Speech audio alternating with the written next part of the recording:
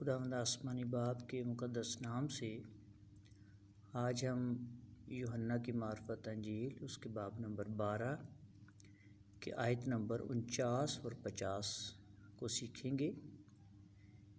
کیونکہ میں نے کچھ اپنی طرف سے نہیں کہا۔ خداوند یسوع مسیح ناصری فرماتے ہیں کہ میں نے کچھ اپنی طرف سے نہیں کہا، بلکہ باپ جس نے مجھے بھیجا اسی نے مجھ کو حکم دیا ہے کہ کیا کہوں اور کیا بولوں۔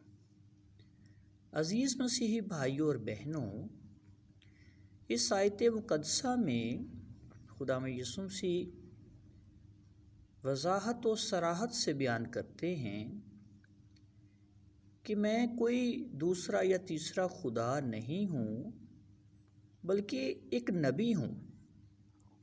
اور اس آیت میں خداوند یسوع مسیح ناصری نے استثنا 18 باب کے نبی کی طرف بھی علامتاً اشارہ کیا ہے۔ کہتے ہیں کیونکہ میں نے کچھ اپنی طرف سے نہیں کہا، بلکہ باپ یعنی خدا باپ جس نے مجھے بھیجا اسی نے مجھ کو حکم دیا ہے۔ اب دیکھیں، لفظوں پر غور کریں، حکم دیا ہے۔ کبھی ایسا بھی آپ نے پڑھا ہے کہ خداوند یسوع مسیح ناصری نے خدا باپ کو حکم دیا ہو؟ آپ کبھی بھی بائبل مقدس میں ایسا نہیں پڑھیں گے۔ اس کا مطلب یہ ہے کہ خدا باپ یقیناً بڑے ہیں اور خدا ہیں جو حکم دینے کی پوزیشن میں ہیں، جبکہ خداوند یسوع مسیح ناصری خدا باپ کو بالکل بھی حکم دینے کی پوزیشن میں نہیں ہیں، بلکہ درخواست کرنے کی پوزیشن میں ہیں۔ یوحنا 17 باب اگر آپ پڑھیں گے تو وہاں پر خداوند یسوع مسیح درخواست کر رہے ہیں خدا باپ سے، لیکن باپ جو ہے وہ خداوند یسوع مسیح ناصری کو حکم دے رہے ہیں۔ یہ دونوں خدا باپ اور اس کے مسیح کے درمیان پہچان کو سمجھنے کے لیے بہت اہم باتیں ہیں۔ بلکہ باپ جس نے مجھے بھیجا، بھیجنے والا کون ہے؟ خدا باپ، کل کائنات کا مالک اور خالق، جس کے بارے میں دعائے ربانی میں بھی خداوند مسیح نے سکھایا کہ اے ہمارے باپ تو جو آسمان پر ہے، اسی سے دعا کرنی ہے، اسی سے درخواست کرنی ہے۔ اسی نے مجھ کو حکم دیا ہے کہ کیا کہوں اور کیا بولوں، اور میں جانتا ہوں کہ اس کا حکم ہمیشہ کی زندگی ہے، یعنی کہ خدا کا کلام ہمیشہ کی زندگی ہے۔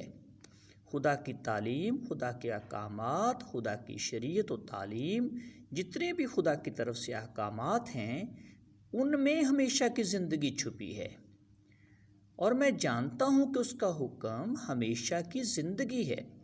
بس جو کچھ میں کہتا ہوں، جس طرح باپ نے مجھ سے فرمایا ہے اسی طرح کہتا ہوں۔